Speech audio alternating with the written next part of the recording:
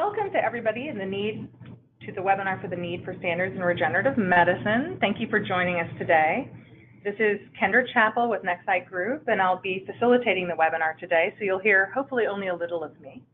As a reminder, this webinar will be recorded in its entirety and made available on the Standards Coordinating Body for Gene, Cell, and Regenerative Medicines and Cell-Based Drug Discovery website later in December. So today we'll be discussing the benefits of standards in the regenerative medicine therapy space.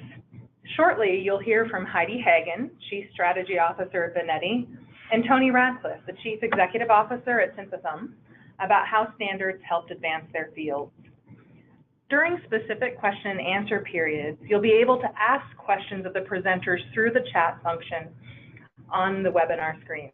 And at the end of the webinar, you'll also understand how to access the webinar recording and continue to engage in this effort to identify, prioritize, and assess the feasibility of standards and develop sustainable processes over the next year. First, I'm going to review some basic logistics so that you know how to engage during the webinar. And then we'll actually provide an overview of the types of standards in regenerative medicine. Then we'll hear from Heidi and Tony before we wrap up. Before we begin, as I mentioned, I want to go over some basic logistics for the webinar. As you can see, and as I mentioned before, the webinar is being recorded, and we will be sharing that following the session before the end of the month. The slides for the webinar have also been uploaded, and you should see those available in the handouts section for this webinar, located either in the paper icon or a drop-down that says handouts to the right of your screen. In addition, to make sure that we've improved sound quality for everyone, we have muted your phones. We actually have excellent attendance, and we have more than 50 people joining the webinar. Now, if you'd like to ask questions, make comments, or provide feedback throughout the webinar, please use the chat function by clicking on the question mark icon to the right of your screen. This may be a question mark or a circle with a question mark inside it, depending on the browser you're using. During the portions of the webinar where we have time for questions and answers, given our limited time and the number of attendees, we are asking everyone to please use the chat function by clicking on that question mark icon. We do recognize there may be a number of questions that we may not be able to get to given the limited time to answer, but we will be capturing all of the questions, comments, and feedback. And as I mentioned, this is just the beginning of a year-long effort to really advance standards for the regenerative medicine field. In addition, if you have technical issues anytime during the webinar, we have team members standing by to help resolve those challenges. Again, please use the chat function using the question mark icon for any of those challenges as well. Again, thank you for joining the webinar. It is my pleasure to introduce Allison Getz, the Program Manager at the Standards Coordinating Body.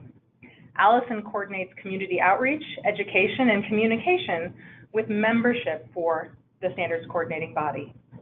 Prior to SCB, Allison worked for the American Nurses Association, where she planned, developed, and implemented the quality management initiatives for the association and supported the organization in maintaining the ISO 9001 standard. In addition, Allison worked for Battelle as a research specialist, where she participated in the implementation and maintenance of the lab's quality management system and prepared laboratories for certification to the ISO 17025 standard. As a reminder, as you listen to the speakers, please feel free to use the question and the chat function to the right of your screen. We'll aggregate these and actually be able to ask questions then of the presenters during the question and answer portion. Allison, I'll turn it over to you. Thank you for the introduction, Kendra. Let's start today by defining the word standard. A standard provides requirements, specifications, guidelines, or characteristics that can be used consistently to ensure something is fit for its intended purpose. In essence, a standard is an agreed way of doing something. It could be about making a product, managing a process, delivering a service, or supplying materials. Also think about a standard as being the distilled wisdom of people with expertise in their subject matter and who know the needs of the field they represent. Finally, standards are knowledge. They're powerful tools that can help drive innovation and increase productivity. They can make organizations more successful and people's everyday lives easier, safer, and healthier. Standards all have the same basic purpose of setting out agreed upon principles or criteria so that their users can make reliable assumptions about a particular product, service, or practice. We'll review several different types of these standards, including vertical, horizontal, test methods, material specifications, national and international standards now. First, let's talk about vertical standards. A vertical standard is one that applies to a specific product or product group and prescribes specific procedures to evaluate these aspects.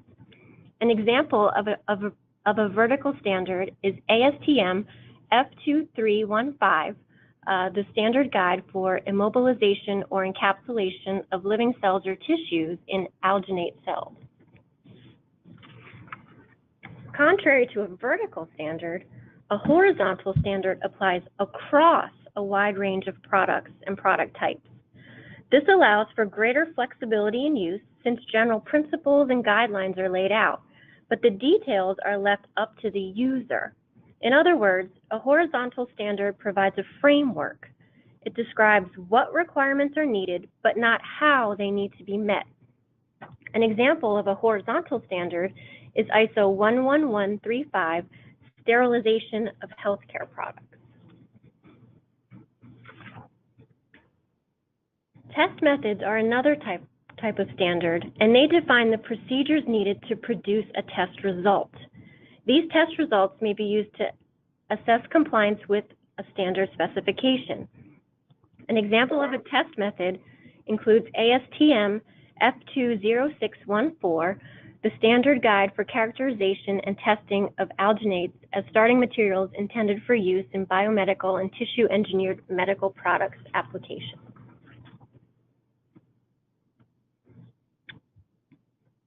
Another type of standards are material specifications. Material specifications include an explicit set of requirements to be satisfied by a material, product, system, or service, and typically include requirements for physical, mechanical, or chemical properties and safety, quality, or performance criteria. ASTM F239204, standard test method for burst strength of surgical sealants, is an example of a material specification. National standards are those produced by U.S. Standard Developing Organizations, or SDOs. A national standard will be designated by the letters A and S, which stands for American National Standard, and will be accredited through ANSI, or the American National Standards Institute. International standards, on the other hand, are developed by a harmonized international standards developing organization. Examples of international SDOs include the International Organization for Standardization, or ISO, the International Electrotechnical Commission, or IEC, ASTM International, IEEE, and Underwriters Laboratory. The types of standards we just talked about are examples of documentary standards. Documentary standards are written documents containing technical specifications or other precise criteria that may contain rules, guidelines, or definitions of characteristics.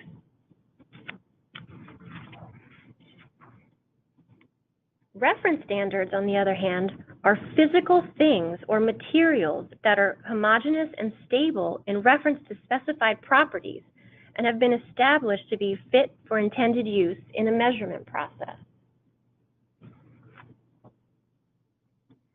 As we mentioned, standards have the same basic purpose of setting out agreed upon requirements or criteria.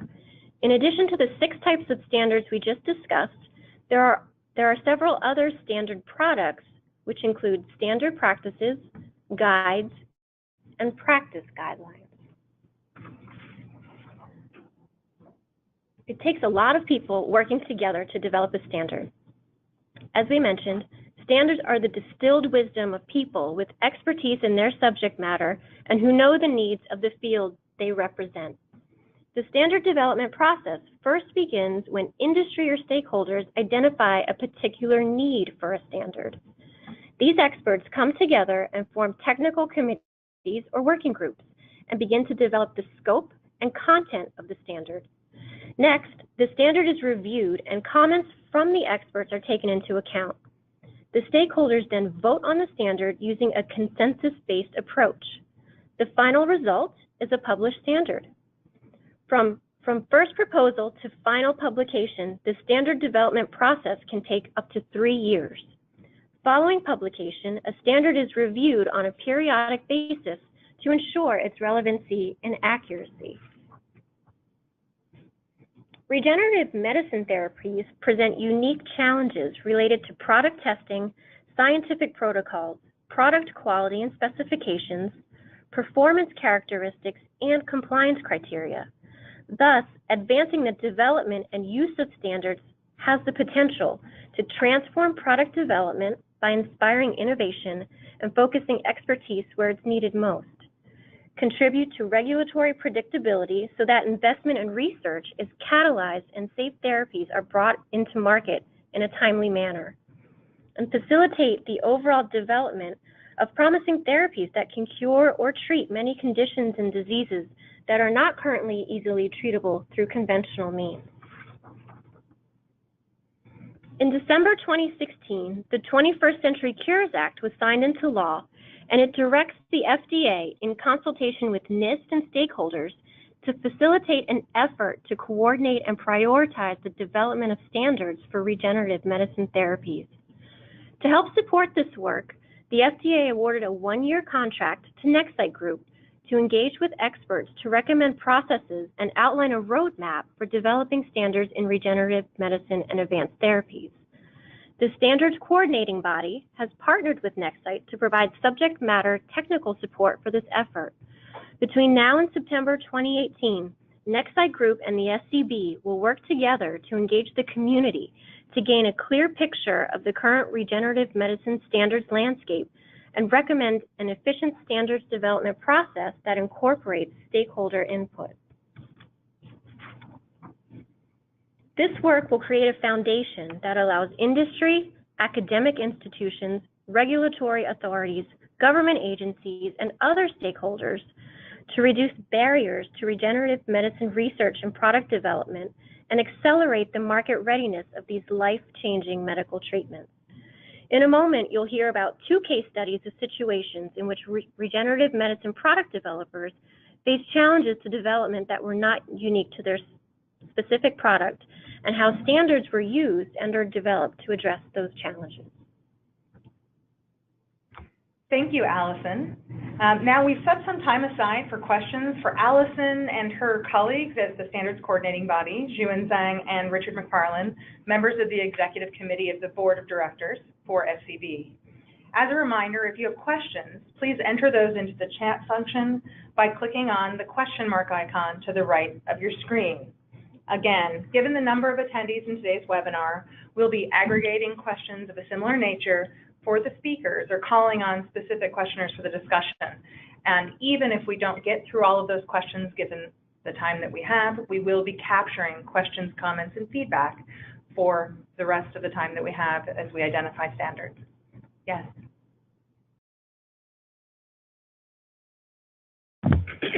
There are no questions for this portion of the webinar, but we're going to continue to move forward.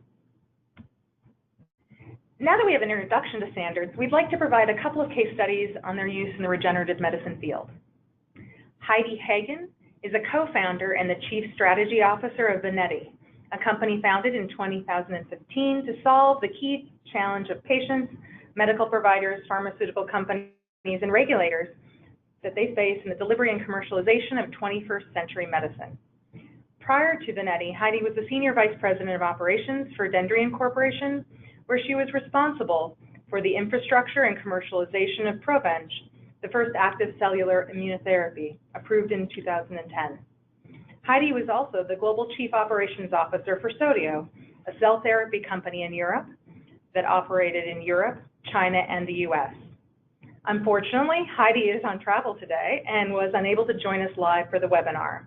However, her portion of the webinar is pre-recorded, and she may be able to join us to answer questions following her vignette. Regardless, please join me in hearing from Heidi. Thank you, and hello. It's a pleasure to be here today to share with you this case study on labels and standards within tissue and cell therapy. First, I think it would be good to just take an overview of what's going on in the autologous cell therapy and tissue therapy industry. It's an exciting time right now as we are seeing several products come to the commercialization, and these include Kymriah, which is from Novartis for pediatric ALL, Yescarta, which is from Kite, now Gilead, in large B-cell lymphoma, and there are several others that are lining up in the BLA process and in the MAA process in Europe. In addition to that, we have Provenge from Dendreon, which is for hormone-refractory prostate cancer, Macy, which is a replacement for Carticel for chondrocyte knee repair, and Epicel, which is from Vericel, a high-density burn tissue repair product. These all represent the typical commercial world that we have now, but we do know that there is a large expansion into the commercial world, both in Europe and in the Asia-Pac area. There's over 800 cell therapy and regenerative medicine clinical trials in process, and they are global, and they're very exciting as they move towards the late-stage phase 2, phase 3, and commercialization portions. The one important thing to think about as we give this overview is what are the drivers for this label standard that we're about to discuss. Safety is foremost. Efficiency and broad access for patients at all health care providers. This is very critical in order to move these products forward and truly do what they're intended to do, which is to help patients globally. Now, we'll just take a step up high and look at what goes on in an autologous cell therapy and tissue value chain. So it is a process that does begin at the ordering and scheduling. This can be either a prescription for a commercial product, or it can be a entry into a clinical trial for the many 800 plus that I just discussed. Basically, that ordering process goes through several steps in which multiple stakeholders are kind of putting the patient into the value chain. This then moves it towards a collection process. The collection process can be varied. It can be bone marrow aspiration, it can be apheresis, it can be a tumor excision, or it can be other types of tissue excisions. They vary depending upon which cell therapy and particular clinical trial that you may be discussing. The transportation piece is then what follows. You do go typically to a centralized manufacturing group or several. In the clinical trial arena especially, we have several contract manufacturers operating both in Asia, Europe, and in the US. And then there's also the internal manufacturing, which most of the commercial units do, but also several others are starting to build up that infrastructure in a clinical trial setting. You have transportation that takes the product back, and that can go wide distances both to and from the manufacturing group. And then you have an infusion and or an operation, which may involve further incision and surgical procedures. There are multiple stakeholders, as you can see, at differing locations with different internal SOPs and practices. So we need to pay attention to all of this when we're looking at labels and the standards within it. Quickly, before we get too much into the labels, there's another overview piece that we need to discuss, and that is with autologous cell therapy and tissue therapy products, there's a chain of identity and a chain of custody. This is actually rather new to both the healthcare providers and the pharma industry in large, but very critical to the safety for the patients and management of the product. You have the chain of identity. This is a permanent and transparent association of an autologous donor's unique identifiers to their tissue and or cells, moving through the collection, manufacturing, administration, and post-treatment monitoring.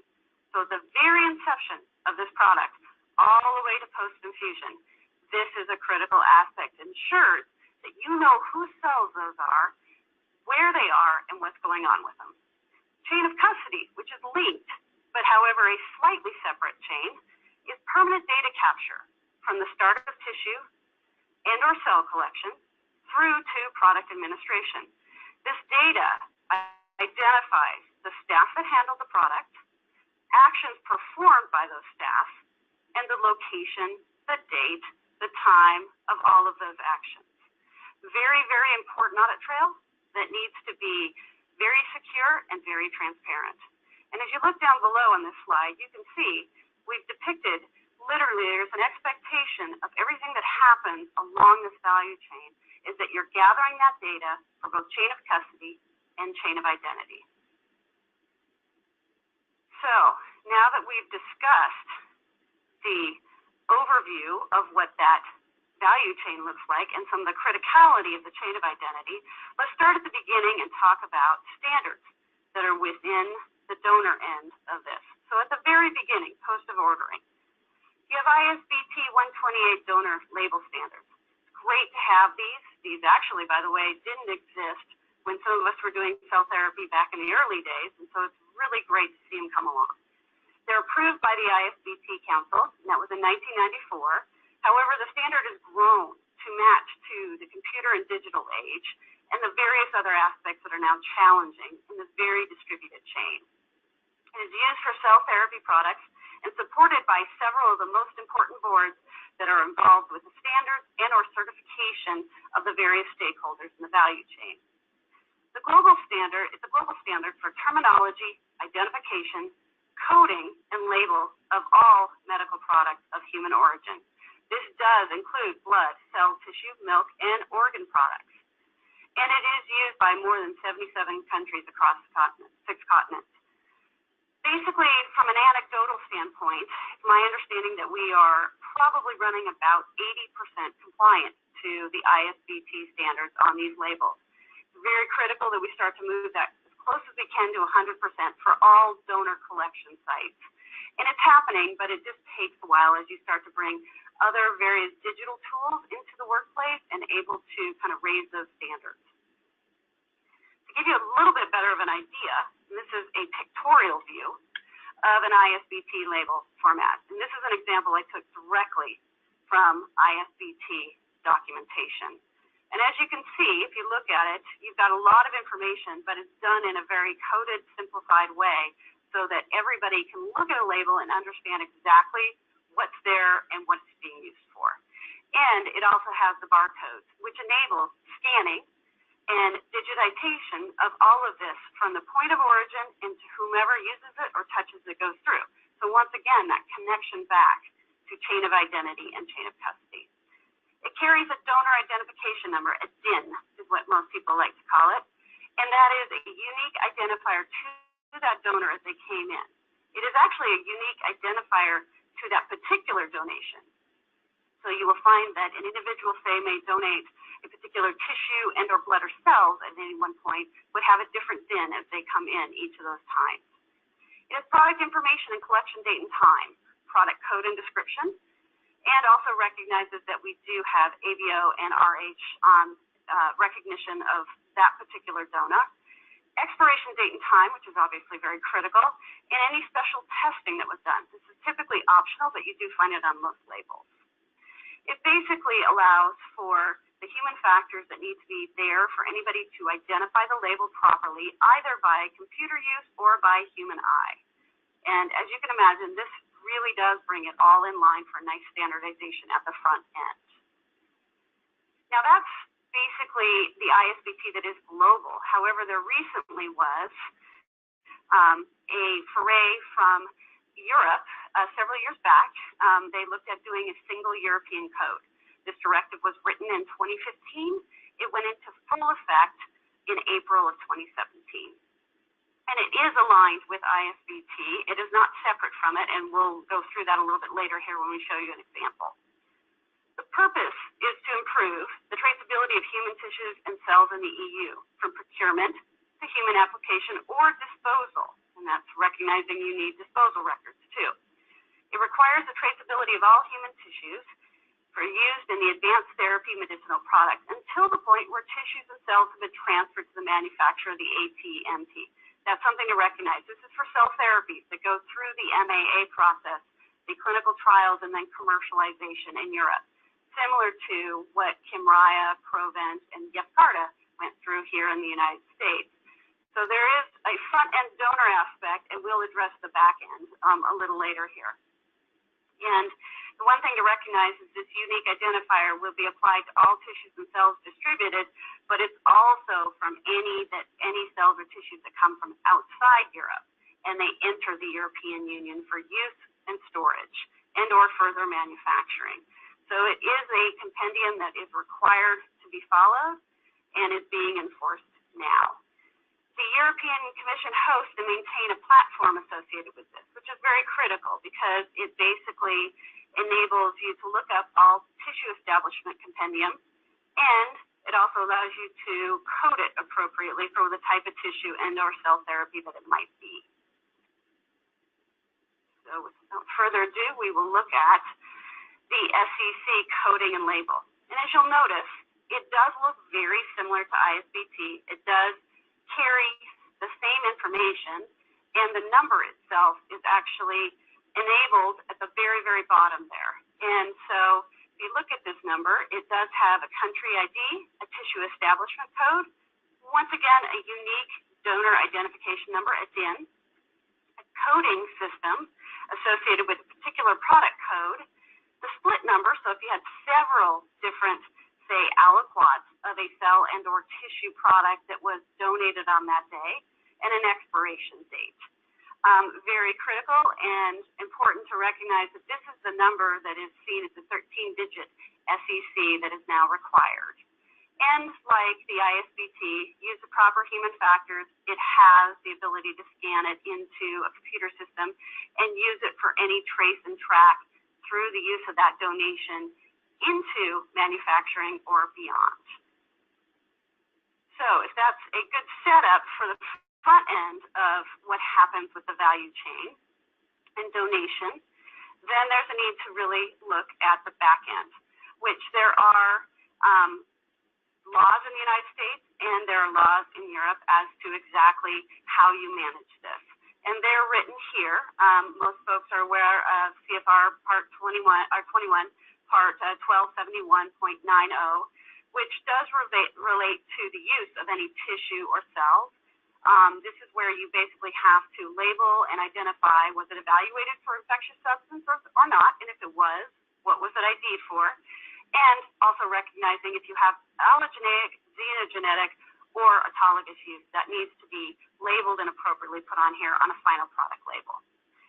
There is also the commercial aspects, which don't necessarily apply to the clinical products, but once you have an approval through the BLA process, you have an NDC number, and you have an identity of the product, that is, what is in the product matches the label, the dosage, which can be done in several different forms depending upon the tissue and or cell product you're talking about, manufacturer's name and location. The other thing to note, as I noted, is those are really a part of the commercial aspect that go on the finished product label. Investigational use only is for the clinical products and making sure that that matches the needs for the product in the clinical trial and the IND that is being worked with. To give a couple examples of this, we will show you commercial cell therapy examples in a couple tissue. So this is the Sapulacel T Provenge label. Recognize that for cell therapies, there is a USAN name, and for Provenge, it's Sapulacel T. It was the first product that actually, as a cell therapy, would have a designated generic name, and it is set up by the USAN committee, and which does all of the various analogs and so forth for any of the generics that go through the CEDAR process or the CBER process. It has the National Drug Code, which you can see is scannable up on the left side. And you can see the specific label that relates to the product in specific here, John W. Smith, with first name and date of birth associated with it. And that is something that is standard with cell therapy and autologous products in the United States, and is consented for when the product is ordered and or gone through clinical use by the physician and by the patient. Very similar to HIPAA and consent there. The expiration date and time And so as you can see, this really enables everybody to see it, but it's very much like a standard drug label, and it's been adapted for cell therapy and for tissue therapy. So we'll look at the latest ones that have come about, and one example of those is Kymriah, a very exciting product from Novartis that is really looking like it's going to help a lot of young children who are dealing with ALL. And you see a very similar setup where you have name and date of birth, you have the national drug code sitting there. If you look at the bag and you look at the example of the bag there of cells, you can actually see that it fits very similar to the way that Provenge was set up. And it is important because it's all recognized as not just a commercial label, but all the critical aspects that are needed to ensure chain of identity, and what goes back to that patient is that the patient can actually identify that particular product coming to them. And not to leave out our tissue therapy, is to make sure we kind of show you the Carticel label, which is a product that's been around since 1997. It was the first product that was put through the BLA process in fever and preceded Provenge by a good 13 years. And it also follows the standard label and needs to. Slightly different setup in terms of human factors. Of course, this product has been superseded by Macy, but it's just a good example of you have the lot number, the expiry date, you have the NDC code, and everything that you need in terms of standardization on the back end. It's just good to see these because it gives you an idea of where the standards fit in and how they're linking both to what the FDA requires and what is really needed for an overall safety of the chain. So as we think about all of those pieces that I just showed you for the donor piece into the back end of the finished product, now let's talk about the challenges we have to chain of identity in the complete value chain. So if you think about labeling and those multiple stakeholders that we saw originally in the value chain, the supply chain, if you will, you have a need for either on-demand labeling that enables you to pull the proper number and unique identifiers for the patient into each of those stakeholders and enable for labeling throughout the whole process, or you need to preprint those and send those via post services. Both are done today in both the commercial and the clinical value chains.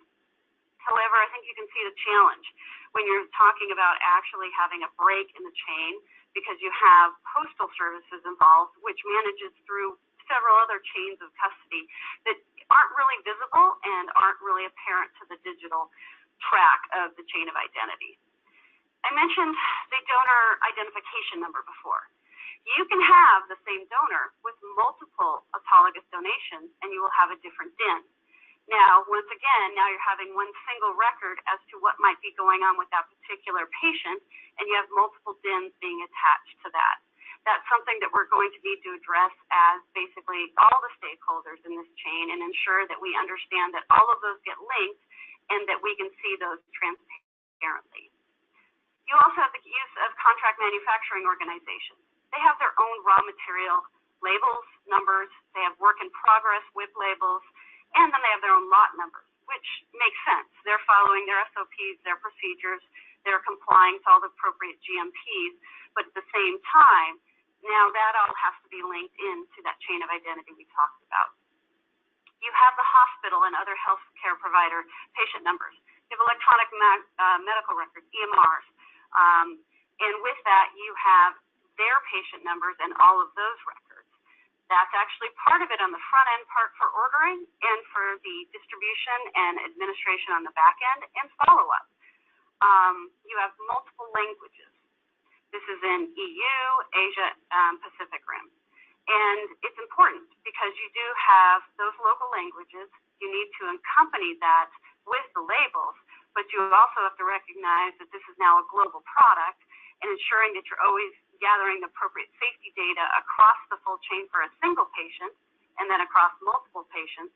You can obviously see where the challenge comes there. And then, of course, we have varying IT capabilities and equipment at these donation centers and, honestly, at the administration centers, too. It is really, we're trying to go to a nice digitized world where we can gather these numbers and ensure we have everything, but there is the reality of things are moving along at different speeds and different paces in different parts of the world. And so that kind of encompasses some of the challenges. I'm sure it's not entirely inclusive as to everything that's there. And the next slide I'd like to show you is an overview of this. And this really gives you a pictorial view of what's going on when I discuss some of those challenges. You have the order, cell collection, transportation, the box you see there which represents all of manufacturing. You have, within that, you have the receipt of that cell collection coming in, all of the various steps within manufacturing, which does differ between, you can have a very short, like 3-day probench process, or you can have up to a 6-week process for some of these very long, complicated cell therapies that are in clinical trials right now. You have finished product disposition, and then, of course, you then move into infusion. And as you look along the bottom there, you can see some of the things we've already discussed as challenges, but you can also notice that we have varying IT systems that come in depending upon who is using with the particular cell therapy company, the particular healthcare provider, and the particular couriers that are being used. You have varying different IT systems in which various numbers come up through, and we've discussed some of them. If you look just at the front, you have a chain of identity, which does involve the patient's unique identifiers. Typically in the U.S. and now becoming more of a standard with proper consent in the EU is name and date of birth, because those are very, very obvious to both anybody operating in the healthcare system and a patient. I can look at any product and know if it's mine or not, and that's a critical aspect of safety, obviously. So when you start at that chain of identity is when you get that patient's name, unique identifiers. Then there's a sales order, a lot number, or an individual COI number, depending upon the company and depending upon who's managing the chain. And these can come from various sources. And so as you go through the chain, you can see is that you have various numbers that are critical and important for managing not just raw materials and processes and various actions on the product, but also recognizing where it is in the chain within these different geographies and these different stakeholders. So there is a need to think about what are best practices, which numbers should be used, which ones can be different, which ones can be the same. But this is the challenge I think we're facing, as we've had a very distributed healthcare system that was separated, obviously for good reasons till now, from the manufacturer. And now we're looking at, we're all participating in taking this very, very important cell product from a patient, doing what's necessary and appropriate to it throughout the process, and returning it in the hopes that we're going to make a better quality of life and healthy progress forward for that patient. And so safety is utmost importance, but there's also management for efficiency and cost effectiveness. These are very expensive products, and so we need to think about how is it that we put best practices and standards on this such that it is much easier and a lot less expensive and efficient to do this. And so those are the challenges I think we face as an industry as we think about where we have standards and where we don't, and what are the drivers for those standards. So it wouldn't be appropriate to talk about challenges if we didn't talk about potential solutions. And so I think that, as I mentioned before, there's really the need for the recognized standards and guidance documents for chain of identity from order to administration. We have various standards, as we've talked about, for labels, and those are really important and critical, and there's really not much that we change from those. But how do we incorporate that and then fill in the gaps between? We need to have standards that are developed to be flexible for the complete tissue and cell therapy value chain.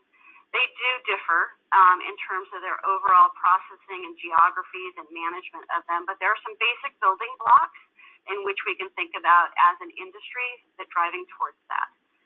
The adoption of new software and commercial digital technologies to connect all stakeholders. There's a need to accumulate this data across the complete value chain. And that, I have to admit, is something that's really near and dear to my heart. I'm a co-founder with Benetti, and it's one of the things that we're doing is we're looking at using the cloud-based enabled technologies, those digital technologies that we all use on our phones and we walk around in various cities today across the world and we see them. It's time to apply that in a very rigorous, secure way, obviously, to managing these different data points and these different labels and these different numbers that are very critical to ensure we have a solid, complete chain of identity and chain of custody. We need a greater recognition of the importance of really the clinical patient benefit of having transparent, traceable chain of identity and custody. The other thing is patients and physicians like to participate in this. This is one of those things that's really very enabling for a patient, is to recognize I'm giving my cells and I'm kind of having almost a holistic treatment in a way that I'm helping myself. But there's a recognition of those are their cells and they want to see what's going on with them. The integration of a chain of identity to those electronic medical records. Those electronic medical records are great help in digitizing patients' records and helping them be efficient in hospitals and safe. Now, how do we integrate all those safety aspects and all those benefits that's happening in the healthcare providers and integrate it to the areas that are happening outside the four walls, but still are very critical and necessary for these therapies and their effectiveness? And then, of course, recognition that safety and broad access of cell therapy, and that is recognizing is that this can't be just for the few. We are seeing great advances happening in both tissue and cell therapy, and these need to be available to everybody and anybody globally, but we need to be able to do this in a way that we can manage it safely and effectively. So I think this is something that we can take on as an industry, and I'm really looking forward to further discussions with everybody with this. And with that, I will just follow up with a quick wrap up, and that is to say, keep calm and raise those standards. Standards really protect patients and innovation, and so we need to really think about where we have them and where we might have gaps. And I really want to thank the SCB for driving the standard setting discussion. It's been a pleasure for me to be with you today. Thank you. Thank you very much, Heidi, for that insight. And the great news is Heidi was able to join us today to answer some questions live as well. In the meantime, while we get prepared for that, I want to remind you, if you have questions, please enter those into the chat function by clicking on the question mark icon to the right of your screen or the chat function as it looks at in the GoToWebinar control panel. There may be a question mark or a circle with a question mark inside of it that you may need to click on. We also received some questions earlier, general questions for Allison's presentation that we're going to hold until the end of the webinar after we've gone through, but don't worry, we will not miss those. Let me pause for a moment here and give you a minute or two to collect your thoughts and enter any questions for Heidi. So pause for just a moment and type in your questions.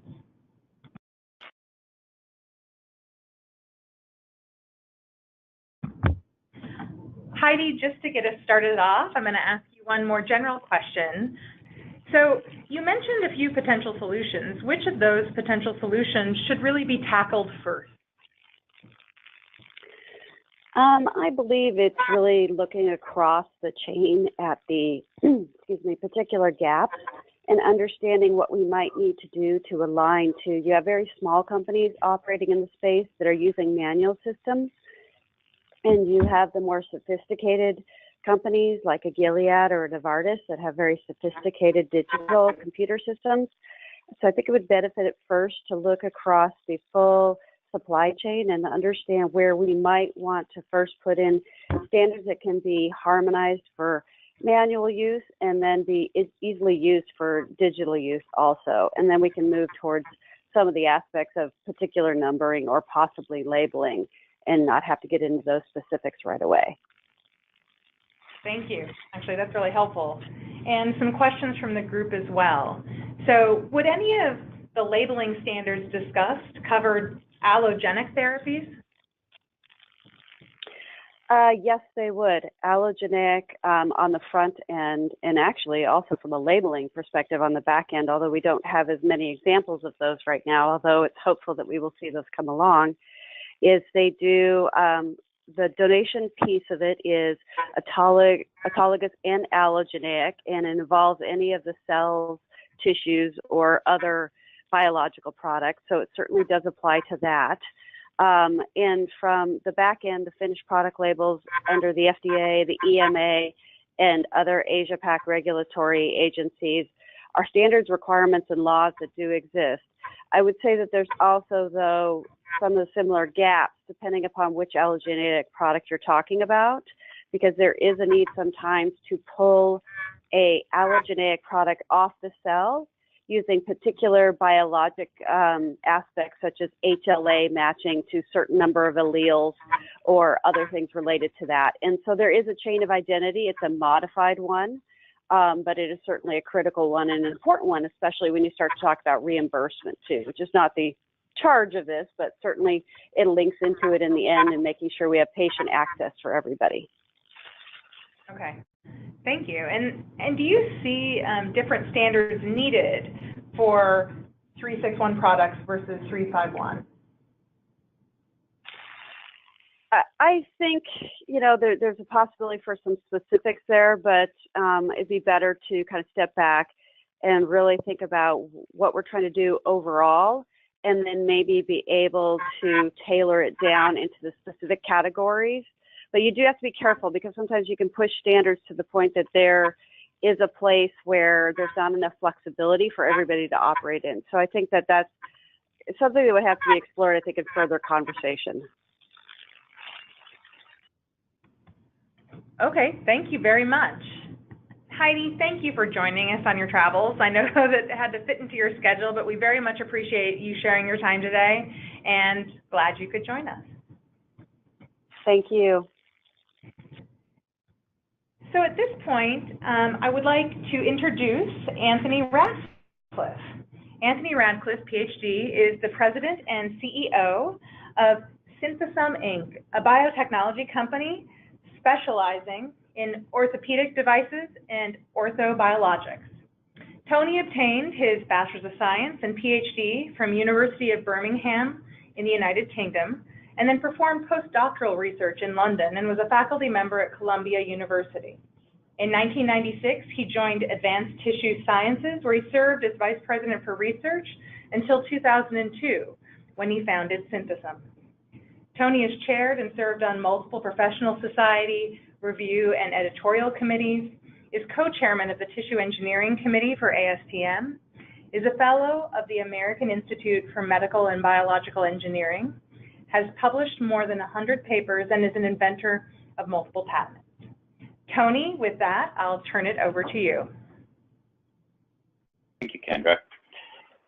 I think we've lined this up very nicely. I'm going to give a general brief overview of my perspective on standards and their value in the field at this stage, and then focus on articular cartilage repair and how a standard process has been used to enhance that area of generating products to address that problem.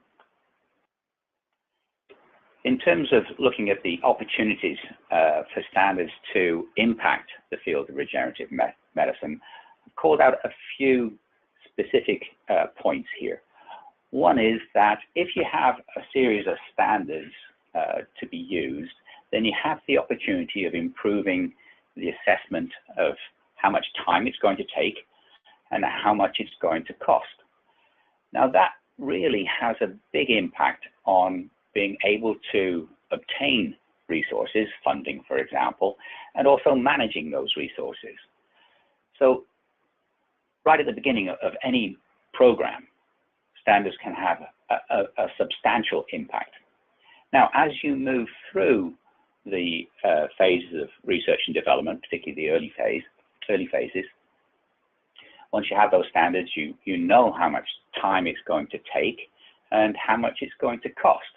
That means you can have increased efficiency in your process.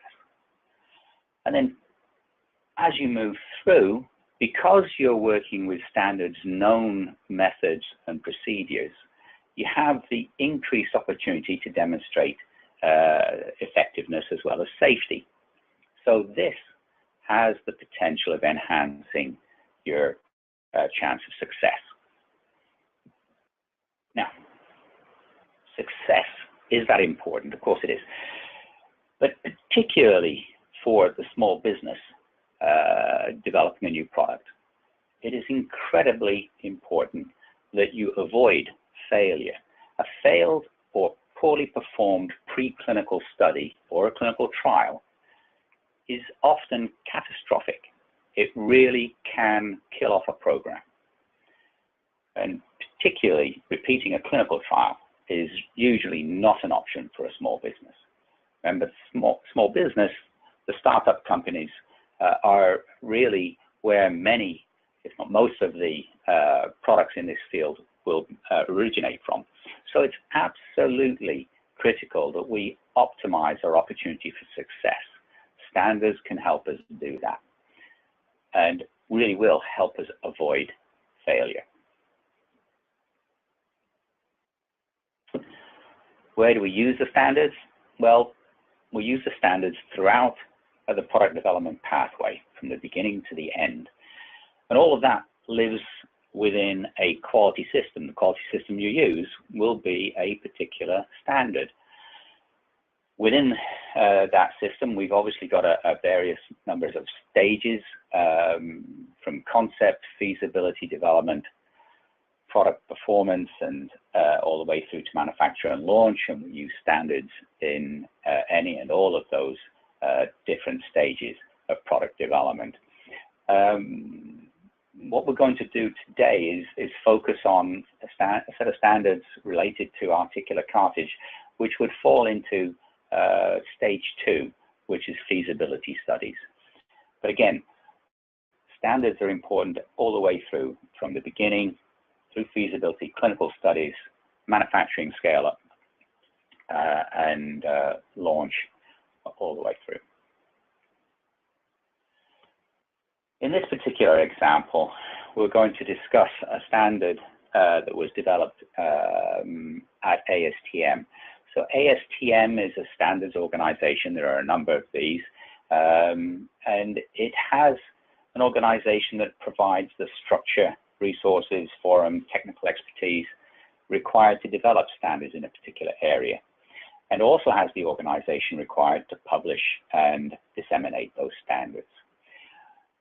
The ASTM organization is set up as a set of technical committees. You have divisions, the divisions have subcommittees, and those subcommittees form task groups, and the task group is that organization that actually does the development of a particular standard. So this is the process that's used. There's a process that involves consensus. We have to build consensus throughout the assessment period. So all participants are represented, and their comments are assessed and evaluated. If they're found important, they're put into the standard. If they're found that it is not appropriate, then they're voted on and excluded. So there's a whole process there that involves everybody, and we have representation from industry, academia, and the regulatory bodies, both within the United States and internationally. Within ASTM, we have a particular set of subcommittees focused on tissue engineered medical products, TEMPs. And in there, we've developed over 40 standards related to tissue engineering regenerative medicine. Approximately 30% of those standards have been recognized by CDRH at FDA. We've got, at the moment, more than 10 standards in various stages of development.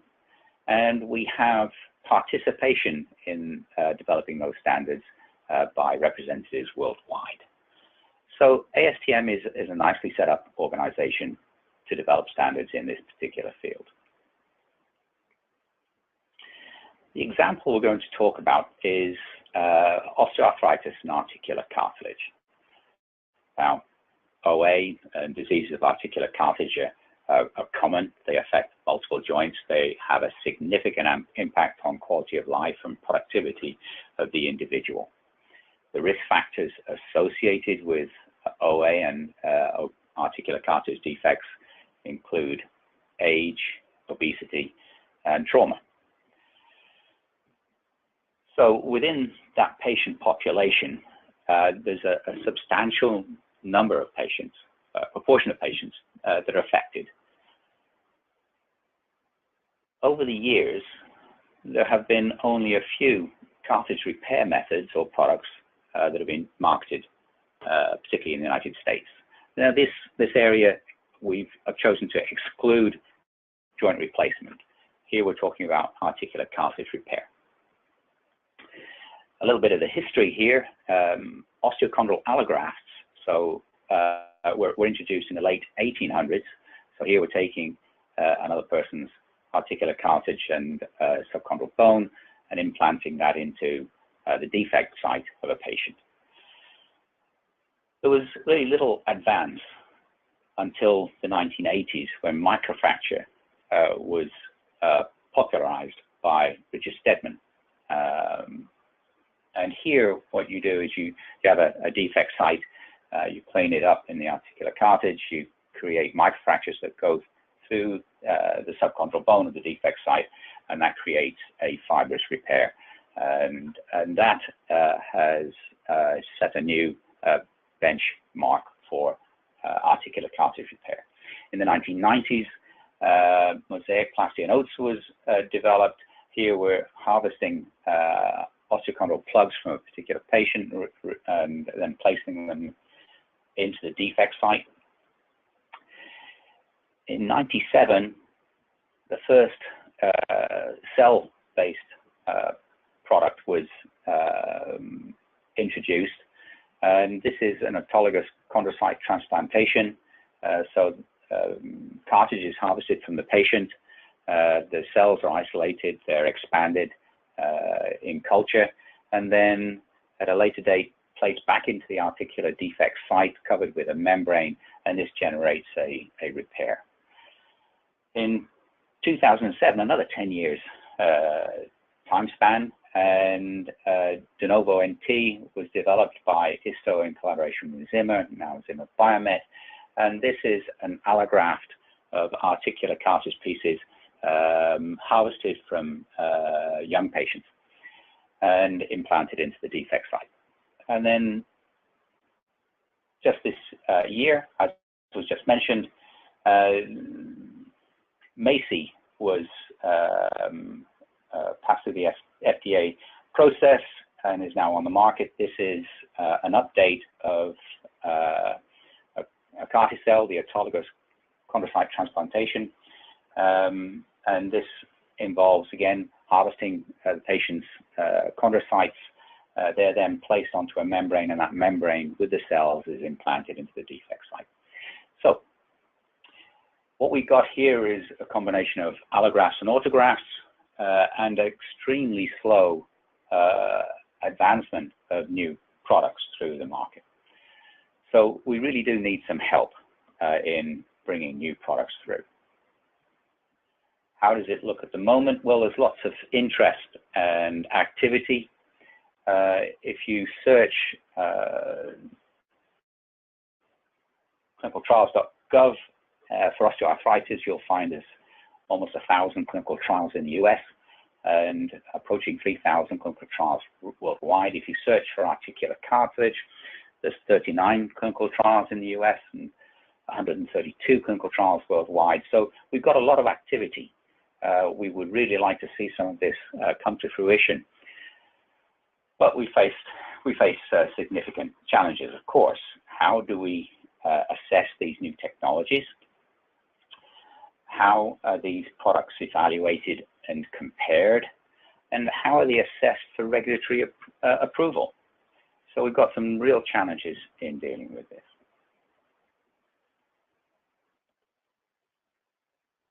At ASTM in the early 2000s, we recognized some of these challenges and identified the preclinical model of articular cartilage repair as an area where there was a substantial need, an opportunity to contribute to the field.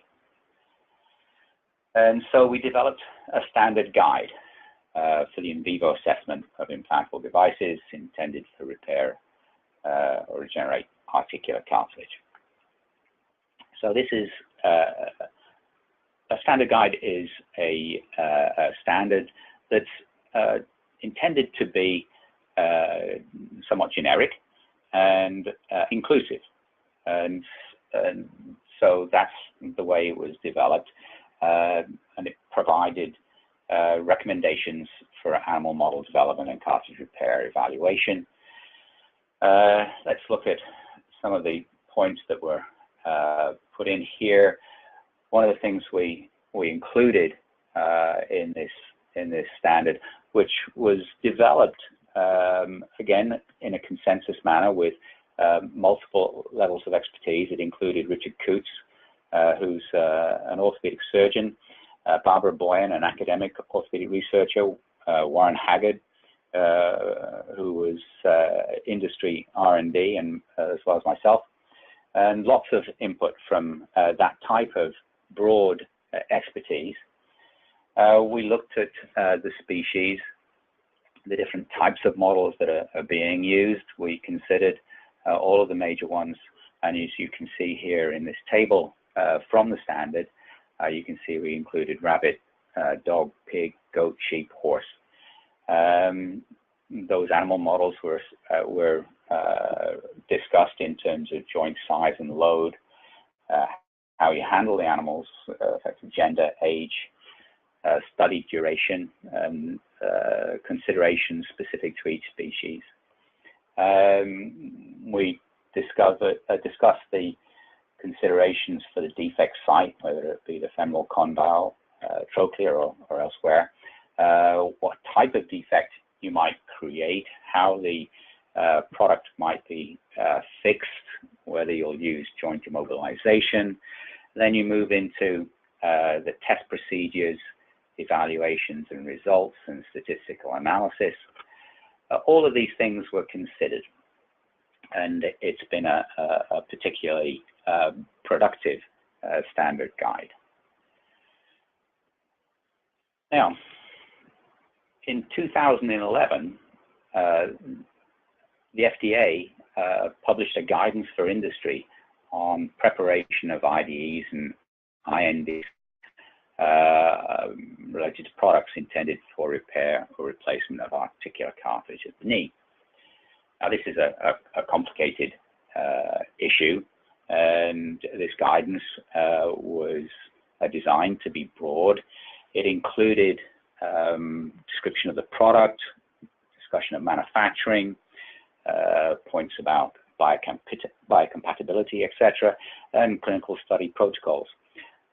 Importantly, for this discussion, it also included a section on non-clinical data, including animal studies. Now, in that discussion, they had a summary provided, and it gave a nice overall summary. Most important for us, it made the following statement. It said, because a recommendation for a set of specific evaluations is not possible without detailed description of the articular cartilage repair or replacement product, reference is made to the ASTM F2451 standard guide for in vivo assessment of implantable devices. They state that this standard provides guidelines related to the development of animal models and mechanical testing, and they recommended that the applicants consult this standard.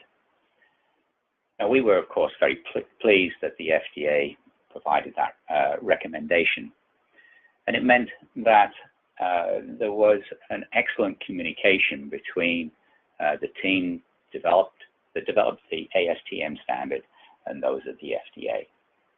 So there's a nice, smooth transition, mutually supportive here, of a standard having an impact on a guidance issued by the FDA.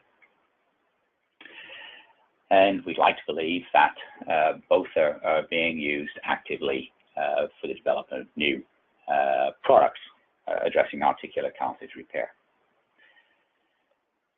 Now, what we also recognized was that there was no specific standard model for articular cartilage repair.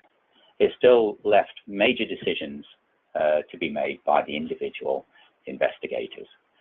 Now those decisions in large part would be dependent on site, species, type of defect, duration of the study as examples. So what we've done since then is we've initiated the development of a standard test method for testing articular cartilage repair or regeneration. And this is an ongoing work item at ASTM. And this work was funded by NIH. And here we selected from the ASTM standard a GOAT model for osteochondral repair. And this standard has a very specific experimental design with appropriate controls. It defines duration. It is going to describe the results and therefore the expected outcome, in particular the controls. And it will therefore permit efficient experimental design planning, which will of course include costs and time. So we now are seeing a pathway where you start off with a standard guide, moves through the FDA guidance document, and down to a very specific standard test method.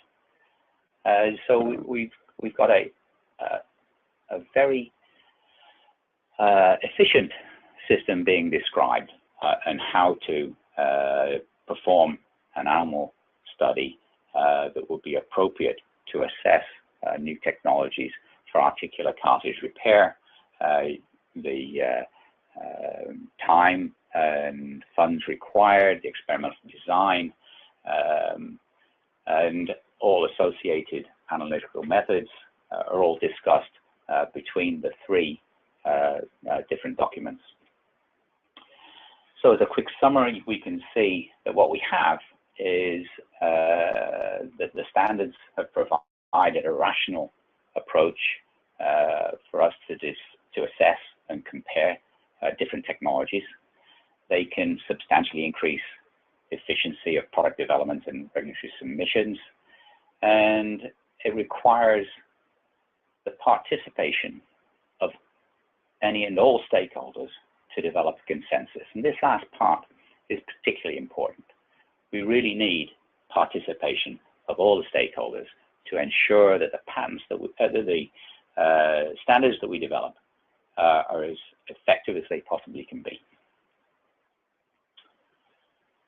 And I think I'll stop there. Thank you. Thank you very much, Tony, for that history as well. And we've set some time aside for some questions for you. For the group, as a reminder, if you have questions, please enter those into the chat function by clicking on the question mark icon to the right of your screen. This may be a question mark or a circle with a question mark inside of it. So I'm going to give people a little time to enter additional questions. But in the meantime, Tony, you provided a great history lesson on the articular cartilage repair standards development process. I note the timeline for this work spanned decades. Do you think that this is the norm, or as the entire regenerative medicine field advances rapidly, can timelines be accelerated? Certainly the expectation is that if we know what standards we can use, we'll be able to define the product development pathway much more clearly, and we will have a much better level of expectation in terms of success or, of course, failure. But at least we'll know what we have to achieve, and so the target is clear. We don't know what to achieve, and we have to figure that out as we go along. There's a vast amount of uncertainty. So in articular cartilage repair or any aspect of regenerative medicine. If we know what our targets are, then we can go away and achieve them. Achieving a moving target is really, really difficult. So reducing that uncertainty makes a big difference. What do you feel should be the community's goal for moving from a recognized need for a standard to when a standard is available? Well, the community has to participate. It's all very well to wait for a standard to arrive. If the community does that, then of course they don't have much input, and it may not be ideal, at least from their point of view. So the best thing for them to do is to participate in developing standards. That way they can not only ensure that voices particular standards, but they can have standards developed that they care about. And so there's not only the standard, but prioritization there. So for both reasons, the community has to participate. Okay. And then another question we had is, looking back on the experience with articular cartilage standards, what would you do differently in hindsight to make the process more efficient or the results of the process more effective or useful? And kind of, are there any lessons learned you'd share with the group or mistakes that you'd recommend they avoid?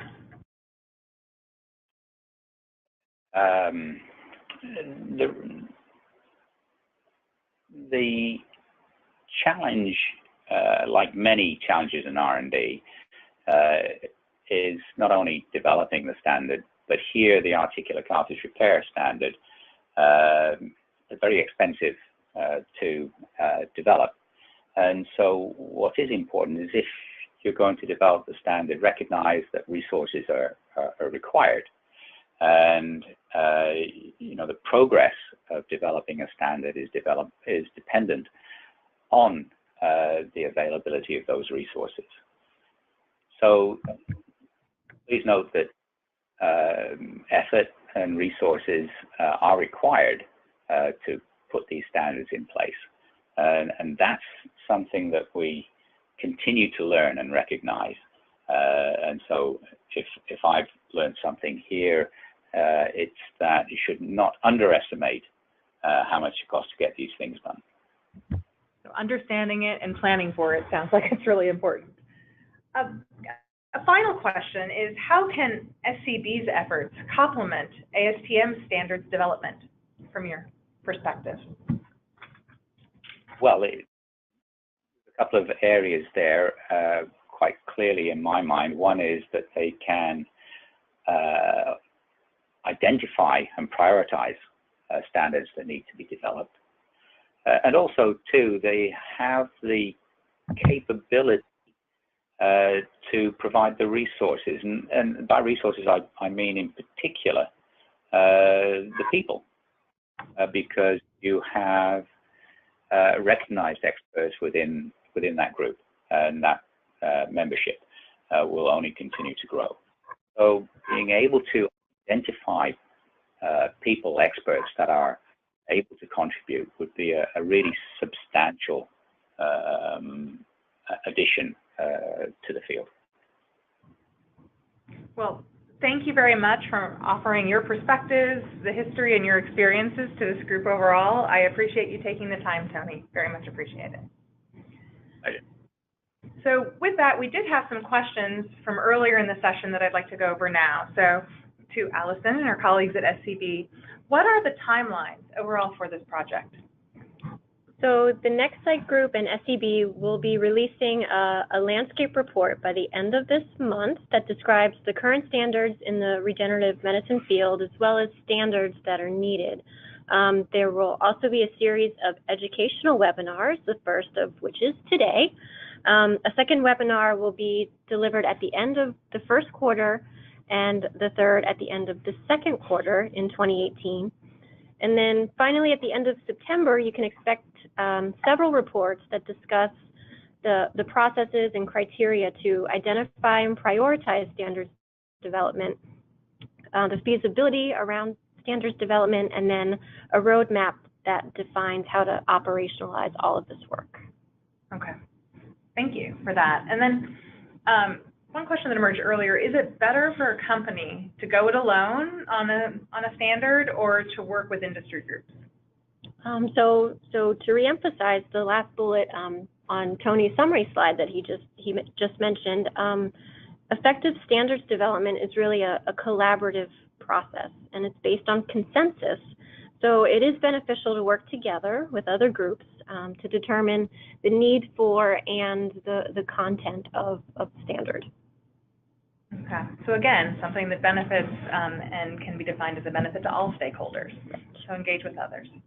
And then the last question is, do global pharmacopoeias have a role in setting standards in the regenerative medicine space? Yes, they do have a role.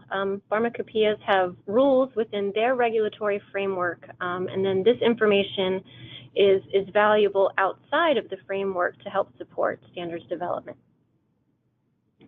Okay. Thank you, Allison and SCB, for answering those well as we came to the webinar. So with that, and an eye towards our time, I want to thank everyone again for joining today's webinar. Hopefully you have a better understanding of how standards can benefit the regenerative medicine field based on the background that we provided on standards, as well as both Heidi and Tony's examples. We had a rich discussion today, and if you'd like to remain engaged in this work, there's a lot of opportunity to do so. Please sign up for regular communications from the standards coordinating body by emailing Allison Getz, who you heard from today, at the email on this slide.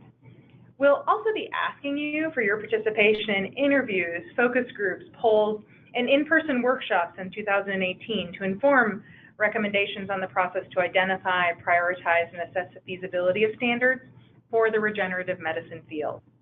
And as Allison mentioned, we hope you'll be able to join us for the 2 other webinars that are planned in 2018, one for the end of the first quarter and the other for the end of the second quarter in the year.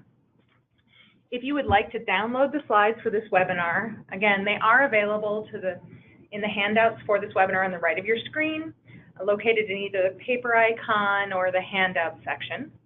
And the webinar recording and a copy of the slides will be made available on the SCB website later this month. Please take a look at that website and the page on the FDA Standards Development Project, and pass that information along to your colleagues, because this effort only benefits, as you heard from the multiple speakers today, for the participation in the community and the stakeholders overall.